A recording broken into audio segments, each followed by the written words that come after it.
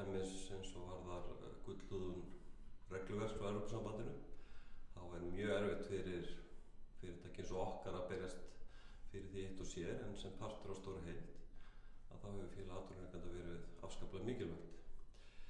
Það sem hefur kannski verið hins vegar mikilvægast fyrir okkur og komið kannski pínu óvart að fræðslustarfið hefur skipt okkur rosalega miklu máli.